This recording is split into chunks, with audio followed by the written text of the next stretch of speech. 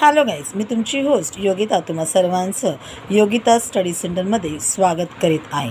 आज आपण mathematics standard 6 म्हणजे इयत्ता 6वीच्या गणिताच्या पुस्तकातील chapter number 1 basic concepts in geometry हा चॅप्टर पाहणार आहोत. तुम्हाला ह्या पुस्तकाच्याच पृष्ठभागावरती हे काही जॉमेट्री बॉक्समधले भाग दिसत आहे, जसं हा आहे. यांना पुढच्या चॅप्टरमध्ये आपण काय म्हणतात किंवा त्याचा उपयोग कसा करतो हे मी सांगणारच आहे. तर आता आपण चॅप्टर नंबर 1ला सुरुवात करूया. Chapter number 1 basic concepts in geometry. आपल्याला पुस्तकात काही गोष्टी सांगितलेल्या आहेतच, पण मी काही विशिष्ट पॉईंट्स तुमच्यासाठी काढून ठेवलेले आहेत. ते मी तुम्हाला वाचून दाखवते, तुम्हाला समजावून सांगते. त्याच्याखाली मी तुम्हाला त्याच्या फिगर्स ज्या आहेत त्या पण काढून दाखवलेल्या आहेत, त्या पण तुम्हाला समजावून सांगते. पॉईंट्स म्हणजे काय? Points, a point is shown by a tiny dot. A point can be given a name. Capital letters of the alphabet are used to name a point. बरं, ठीक आहे. आता आपण एक एक वाक्य वाचूया आणि त्याला काय म्हणतात, कसं आहे ते पाहूया. A point is shown by a tiny dot. हा पहा, तुम्हाला दिसतो इथे टायनी डॉट आहे, छोटासा डॉट आहे. A point can be given a name. प्रत्येक पॉईंटला आपल्याला नाव हे द्यावंच लागतं. Capital letters of the alphabet are use to name a point. नेहमी आपण पॉईंटला अल्फाबेट जो देतो तो कॅपिटल लेटर्समध्येच लिहायचा, छोट्या स्मॉल लेटर्समध्ये लिहायचा नाही, कॅपिटल लेटर्समध्येच द्यायचा. जसं इथे मी पॉईंट ए, पॉईंट पी तुम्हाला दाखवलेला आहे. पुढच्या कन्सेप्टकडे वळूया. Line, a straight line which can be extended without any limits from both sides. We use arrowheads to at both ends of the line. We write line AB. A straight line which can be extended without any limits from both sides. Line म्हणजे काय? एक सरळ रेषा ओढलेली असते आणि तिच्या दोन्हीही बाजूंना लिमिट नसते, ती कितीही मोठी होऊ शकते. मग अशी लिमिट नाही आहे तर कसं दाखवतं? We use arrowheads at both ends of the line. मग हे आपण कसं दाखवतो? तर दोन्ही साईडला आपण ॲरोहेड्स दाखवतो. त्यामुळे आपल्याला कळतं की ही लाईन इथूनही वाढू शकते, इथूनही वाढू शकते, ती कितीही मोठी होऊ शकते. We write line A B. लिहिताना कसं लिहायचे? Line A B. जसं आपण मगाशी बघितलं, पॉईंट्सला आपण काय देतो? लेटर्स कोणते लिहितो? कॅपिटल लेटर्स लिहितो. त्याप्रमाणे लाईनलासुद्धा आपण कॅपिटल लेटर्स लिहितो. Line A B, line A B दाखवण्यात आलेली. पुढचा कन्सेप्ट आहे line segment. A line segment has 2 points showing its limits. They are called end points. We write line segment AB as seg AB in short. A line segment has 2 points showing its limit. पहा, point दाखवलेला आहे. या पॉईंटपासून या पॉईंटपर्यंतच line आलेली आहे आणि तिला आपण लाईन सेगमेंट असं म्हणतो. पॉईंट्स आले म्हणजे इथे लाईन संपली. आपलं घर असतं, लाईन असते, बॉर्डर असते, तिथे आपली लाईन संपते. जिथे आपल्याला भिंत असते तिथे आपल्या घराची लाईन संपते. त्याच्या आतमधलं घर सगळ्याच्या सगळं आपलं असतं, त्याच्या बाहेरचं घर आपलं नसतं, तो बिल्डिंगचा आऊटचा भाग असतो. तसंच इथेसुद्धा आहे, इथेसुद्धा त्याला आपण एंड पॉईंट्स असं म्हणतो. ए बी म्हणजे एने सुरुवात झाली त्याचा बी एंड पॉईंट आहे, बीने सुरुवात झाला असेल लाईन तर त्याचा ए हा एंड पॉईंट आहे. A and B are both are end points. We write line segment A B as seg A B. लिहिताना शॉर्ट फॉर्ममध्ये कसं लिहिणार? सेग ए बी म्हणजे लाईन सेगमेंट ए बी म्हणजे त्याला बोथ एंड्स आहेत, ज्याला लिमिट्स आहेत. लाईनला लिमिट नव्हती. It is limitless. It is unlimited.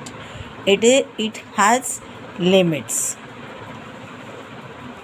तुम्ही असा स्क्रीनशॉट काढून घेतलाच असेल, नसेल काढून घेतला तर काढून घ्या. आता आपण पुढच्या शब्दाकडे किंवा पुढच्या कन्सेप्टकडे वळूया. ती आहे रे. रे म्हणजे काय? अ रे has one point and goes forward continuously in the same direction. The starting point is called its origin. An arrowhead is drawn to show that the ray is infinite. The figure can be read as ray PQ. A ray has one point and goes forward continuously. It has one point. आता तुम्हाला इथे दिसते point P आहे आणि हाच point सरळ रेषेमध्ये पुढे वाढत गेलेला आहे. कंटिन्युअसली इन सेम डिरेक्शन, एकच डिरेक्शनमध्ये वाढत चाललेले. The starting point is called its origin. म्हणजे ह्याला म्हणायचे P हा ह्याचा ओरिजिन पॉईंट आहे आणि तो मग पुढे वाढत गेला. An arrowhead is drawn to show that the ray is infinite. बघा इथे आपल्याला ॲरोहेड दाखवलं आहे म्हणजे ह्याच्या पुढे हे कितीसुद्धा ही लाईन वाढू शकते. पीच्या इथे दिलेला आहे का? तर नाही. पी हा तसा स्टार्टिंग पॉईंट आहे. त्यामुळे रे फक्त आणि फक्त क्यूच्या पुढेच वाढत जाणार आहे. An arrowhead is drawn to show that the ray is infinite. म्हणजे तुम्हाला सांगितलं की रे किती पण हा वाढू शकतोय. लिहिताना कसं लिहायचे? रे PQ. सेग AB लिहायचे, लाईन AB लिहायचे, तसं रे PQ लिहायचं आहे. आता पुढचा कन्सेप्ट बघूया काय आहे. ही तुम्हाला इथे फिगर मी दाखवलेली आहे. अशीच फिगर तुमच्या पुस्तकात सुद्धा आहे. आता याच्यामध्ये वेगळे काही पॉईंट्स दिसतात आपल्याला ही लाईन सेगमेंट एक दिसते आहे. ही एक लाईन सेगमेंट दिसते आहे किंवा आपण म्हणूया लाईन्स दिसत आहेत. म्हणजे लाईन PQ आहे, लाईन PU आहे, लाईन PT आहे, लाईन PS आहे, लाईन PR आहे. पण त्या सगळ्या ओरिजिन एकच पॉईंटमध्ये जॉईन झालेल्या आपल्याला दिसत आहेत. लाईन PS आहे. मग ह्याला आपण काय म्हणायचं? तर an infinite number of lines can be draw through one point. आपण एका पॉईंटमधून कितीसुद्धा लाईन्स ड्रॉ करू शकतो. कितीही लाईन्स त्या ठिकाणी येऊन मिळालेल्या आपल्यास. असं ते ह्या आपल्या फिगरमध्ये PQ, PR, PS, PT, PU म्हणजे एकाच पॉईंटमधून 5 लाईन्स निघालेल्या आपल्याला दिसत आहेत. अजूनही आपण मध्ये म्हणजे इथे काढू शकतो, इथे काढू शकतो, इथे काढू शकतो, इथे काढू शकतो, इथे 2-2, 4-4 काढू शकतो, इथे 2-2, 4-4 काढू शकतो. म्हणजे कितीही लाईन्स आपल्याला हव्या तेवढ्या लाईन्स आपण बनवू शकतो. म्हणून तरी म्हटलेलं आहे इन्फिनाईट नंबर. कितीही आपण लाईन्स याच्यामध्ये ड्रॉ करू शकतो. Congruent lines. When two or more lines pass through the same point, they are called congruent lines. एकाच पॉईंटमधून जेव्हा अनेक लाईन्स निघतात तेव्हा आपण त्यांना कॉन्करंट लाईन्स असं म्हणतो. म्हणजे PQ, PR, PS line PQ, line PR, line PS, line PT, line PR, PU या कॉन्करंट लाईन्स आहेत. आता point of concurrence. The common point through which they pass is called point of concurrence. ज्या पॉईंटमधनं त्या सगळ्या line निघाल्यात, concurrent lines निघाल्यात, त्या पॉईंटला आपण point of concurrence म्हणतो. म्हणजे line PQ, line PR, line PS, line PT, line PU यांचा concurrent point काय किंवा पॉईंट ऑफ कॉन्करन्स काय आहे? P आहे. चला यासुद्धा पेजचा तुम्ही स्क्रीनशॉट काढून घ्या म्हणजे तुम्हाला हे पॉईंट्स लिहायला, हे नोट्स लिहायला उपयोगी येतील. आता पुढच्या भागाकडे वळूया.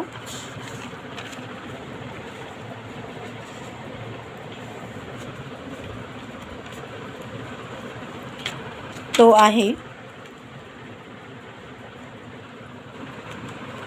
Collinear points. कोलिनियर पॉईंट्स म्हणजे काय?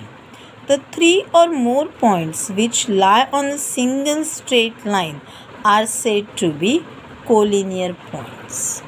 एकाच लाईनीवरती, एकाच स्ट्रेट सिंगल लाईनीवरती जेव्हा अनेक पॉईंट्स 3 किंवा जास्त पॉईंट्स त्याला कोलिनियर पॉईंट्स असं म्हणतात. Non collinear points which do not lie on the same line are called non-collinear points. जेव्हा एकाच सेम लाईनीवरती ते पॉईंट्स नसतात तेव्हा त्याला आपण नॉन कोलिनियर पॉईंट्स असं म्हणतो. आता हेच शब्द आपण आपल्या पुस्तकात कसे आहेत किंवा पुस्तकामध्ये त्याच्यासाठी फिगर आपल्याला कशी दाखवलेली आहे ती एकदा बघून घेऊया. समजवताना त्यांनी आपल्याला कुठे समजवलेलं आहे ते बघूया. पेज नंबर 3वरती तुम्हाला या ठिकाणी एक पॉईंट्स दाखवलेले आहेत. तर हे बघा 1 2 3 4 पॉईंट्स. हे पॉईंट्स आपण ड्रॉ केल्यानं जर आपण जॉईन करते एक स्ट्रेट लाईन मिळते. स्ट्रेट लाईन म्हणजे नेहमी अशी स्ट्रेट लाईन येईल असं काही नाही आहे. अशीसुद्धा लाईन स्ट्रेटसुद्धा आपल्या ती तिरकी दिसते पण तीच आपण जर का सरळ करून बघितली तर होते बघा ना स्ट्रेट लाईन. झाली की हो स्ट्रेट लाईन. तसेच हे 2 पॉईंट्ससुद्धा स्ट्रेट लाईनीवरती आहेत पण त्यांनी आपल्याला किती सांगितले 3 किंवा त्यापेक्षा जास्त पॉईंट्स जेव्हा एकत्र त्याला कोलिनियर पॉईंट्स असं म्हणतो. म्हणजे हे कोलिनियर पॉईंट्स होऊ शकतात. हे होऊ शकतात का हो कोलिनियर पॉईंट्स? हे असे हे नाही होऊ शकत आहेत बघा. स्ट्रेट लाईन नाही येतं म्हणजे ह्याला आपण कोलिनियर पॉईंट्स नाही म्हणायचं. मग त्याला आपण काय म्हणायचं? नॉन कोलिनियर पॉईंट्स म्हणायचं. हा 1 2 3 नॉन कोलिनियर पॉईंट्स. एक स्ट्रेट लाईन नाही तयार होत आहे. वेगवेगळ्या लाईन्स आपल्याला तयार कराव्या लागतात आहेत. पुढचा पॉईंट आहे planes. A flat surface is called a plane. हा बघा फ्लॅट सरफेस आपल्या टेबलाचा भाग. या टेबलाचा भागसुद्धा आपल्याला फ्लॅट दिसतो म्हणजे ह्याला म्हणायचं प्लेन्स. किंवा हा जो आपला ब्लॅकबोर्ड आहे तोसुद्धा प्लेन्समध्ये येणार. पण हा आहे का हो प्लेन भाग? नाही, हा गोलाकार आहे, हा कर्व आहे म्हणजे याला प्लेन्स नाही म्हणायचं. प्लेन्स म्हणजे काय? A flat surface is called a plane. तर तुम्हाला वहीचं एक पान दाखवलेलं आहे. त्या वहीच्या पानावरती जे आपल्याला स्ट्रेट लाईन्स दिसता आहेत त्याला आपण पॅरलल लाईन्स असं म्हणतो. Lines which lie in the same plane but do not intersect are said to be parallel to each other. ज्या लाईन एकाच सरफेसवरती असतात, सरळ असतात आणि त्या कधीही एक दुसऱ्याला भेटत नाहीत, इंटरसेक्ट करत नाहीत, क्रॉस करत नाहीत, त्यांना आपण पॅरलल लाईन्स असं म्हणतो. आपल्या वहीवरती सगळ्या लाईन्स असतात त्या पॅरलल लाईन्स असतात. मी तुम्हाला त्याचे जे पॉईंट्स काढलेले आहेत, नोट्स काढलेले आहेत तो भाग दाखवते म्हणजे मग तुम्ही त्याचा स्क्रीनशॉट काढून घ्या. आता आपल्याला सोडवायचं आहे प्रॅक्टिस सेट 1. तर सुरुवात करूया प्रॅक्टिस सेट 1ला. मी ते तुम्हाला पुस्तकामध्ये प्रॅक्टिस सेट कसा दिसतोय तो दाखवते, उत्तरं वाचत जाते, मग नंतर तुम्हाला मी उत्तरांचा स्क्रीनशॉट दाखवते, मग तुम्ही त्याचा स्क्रीनशॉट काढून घ्या. ओके, ही आहे आपला प्रॅक्टिस सेट 1. आपल्याला इथे फिगर दिलेली आहे, फिगर दिसते आहे तुम्हाला. Look at figure alongside and name the following. जी फिगर दाखवलेली आहे त्याच्यावरचे आपल्याला काही पॉईंट्स आहेत, काही गोष्टी आहेत त्या वाचून लिहायच्या आहेत. चला वाचायला सुरुवात करूया आपण. कोलिनियर पॉईंट्स, ह्याच्यामध्ये कोलिनियर पॉईंट्स आपल्याला शोधायचे आहेत. तर काय काय येतील कोलिनियर पॉईंट्स आपल्याला इथे फिगर दिसते. ओके, हे बघा ओ लाईन्समधून ह्या सगळ्या लाईन्स गेलेल्या आहेत. पण कोलिनियर पॉईंट्स म्हणजे काय, 3 किंवा त्यापेक्षा जास्त पॉईंट्स एका लाईनवरती असतील त्याला आपण कोलिनियर पॉईंट्स म्हणतो. ही बघा सरळ लाईन दिसते आपल्याला, point M, point O, point T, हे काय आहेत, कोलिनियर पॉईंट्स आहेत. तशीच आणखीन एक लाईन दिसते, ही पहा, point R, point O, point N, हे कोलिनियर पॉईंट्स आहेत. पण ही बघा, ही लाईन एक सरळ, ही अशी इथे मिळाली आहे, अशी इथेच आली, म्हणजे ही कोलिनियर पॉईंट्स नसते. अशी जर असती तर कोलिनियर्स आहेत. आत्ता नाही आहे, म्हणजे ही नाही आहे, म्हणजे पी ओ एन अशी काही कोलिनियर पॉईंट इथे नाहीत. आपल्याला 2 मिळाले, आर ओ एन हा एक भाग मिळाला आणि एम ओ टी हा एक भाग मिळाला. हे उत्तर कसं लिहायचे ते एकदा मी तुम्हाला दाखवते. हे बघा, कोलिनियर पॉईंट्स लिहा, ए बी टाका किंवा 1 नंबर 2 नंबर टाका आणि प्रश्नाचं उत्तर या प्रकारे लिहा, point M, point O and point T. मग दुसरं दाखवा, point R, point O and point N. आता पुढचा प्रश्न वाचूया आपण. तर आपल्याला फिगर दिलेली आहे. Write the different names of the line. आता एकच लाईन आहे तुम्ही तर म्हणाल मग कसं काय लिहायचं, पण तुम्हाला ते दिसते बघा, लाईन दाखवलेली आहे आणि आपल्या छोट्या छोट्या लाईन्स आपण लिहू शकतो. लाईन्स म्हणजे काय, इन्फिनाईट आहे, कितीही वाढत जाऊ शकते. मग मधले वेगवेगळे छोटे छोटे नावं पण आपण लिहू शकतो. त्याच्याचबरोबर ही लाईन एल म्हणून म्हटलेलं आहे, त्यामुळे आपण तीसुद्धा नेम ऑफ द लाईनमध्ये येऊ शकेल, म्हणजे लाईन एल, मग line A B, line A C, line A D. मग आपण सुरुवात करूया बीपासून. ए बी तर झालेली, मग ती लिहायची गरज नाही आहे उलटी. मग आपण इथून लिहा लाईन बी सी, लाईन बी डी. आता बाकीच्या लिहून जातं, लाईन सी डी लिहायची नाही, मग लाईन सी डी लिहून घेऊया की आपल्या प्रश्नाचं उत्तर द्यावं. अशा प्रकारे वेगवेगळी नावं तुमच्या पेपरमध्ये येऊ शकतील आणि तुम्हाला ते बघून फक्त तशा लाईन्स लिहित जायचं आहे. आता पुढचा क्वेश्चन बघूया. Question number 3, match the following. Figures दाखवलेल्या आहेत, समोर उत्तरं लिहिलेली आहेत. आपल्याला उत्तरं शोधून लिहायची आहेत. 2 ॲरो हेड्स आहेत, म्हणजे इन्फिनाईट लाईन आहे, किती पण मोठी ही लाईन होऊ शकते. अनलिमिटेड लाईन आहे आपली, त्याच्यामुळे ह्याला काय म्हणायचं आहे, लाईन म्हणायचं आहे. पुढच्या ह्याला एंड्स आहेत, एंड पॉईंट्स आहेत, म्हणजे काय म्हणायचं आहे त्याला, लाईन सेगमेंट म्हणायचं आहे. त्याच्या पुढे आपल्याला तिरका भाग दाखवलेला आहे, पण तो प्लेन दिसतो आहे बघा तुम्हाला, बरोबर आहे, म्हणजे ह्याला म्हणायचं प्लेन्स. आणि हा end origin point, first point दाखवलेला आहे आणि पुढच्या पॉईंटला ॲरोहेड्स आहे, म्हणजे इकडून ही किती पण लाईन वाढू शकते. लिमिटलेस आहे, म्हणजे मग ह्याला काय म्हणायचं, रे म्हणायचं. मिळाली सगळी उत्तरं. आता question number 4, observe the figure below. Name the parallel lines, the concurrent lines and the points of concurrence in the figure. आता आपल्याला पॅरलल लाईन्स फर्स्ट सांगायची आहे, मग कॉन्करंट लाईन्स सांगायची आहे आणि पॉईंट्स ऑफ कॉन्करन्स सांगायच्या आहेत.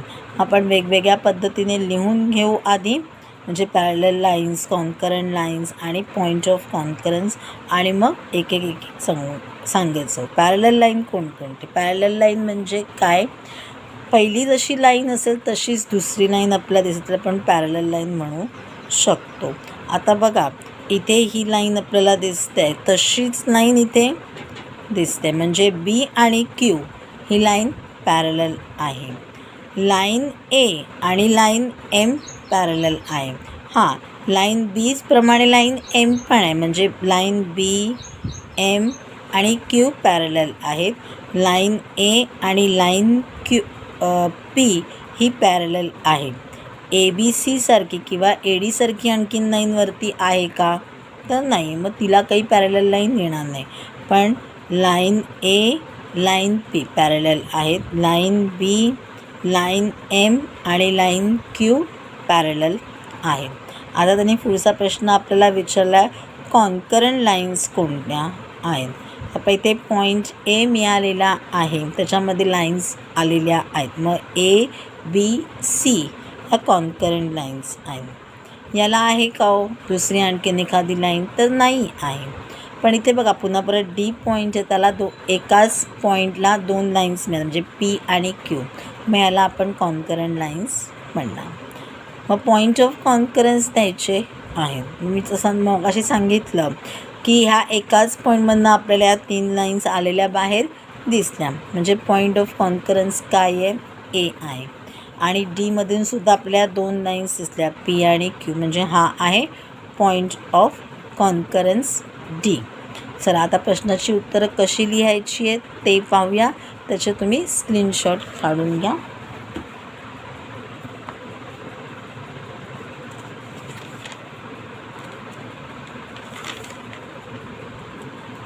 हा आहे प्रॅक्टिस सेट नंबर 1. मला दाखवलं होतं मग अशी सुद्धा मी. त्याच्यानंतर सेकंडचा आन्सर दिलेला आहे, थर्डचा आन्सर दिलेला आहे, फोर्थचा आन्सर लिहून दिलेला आहे. मग क्वेश्चन नंबर 2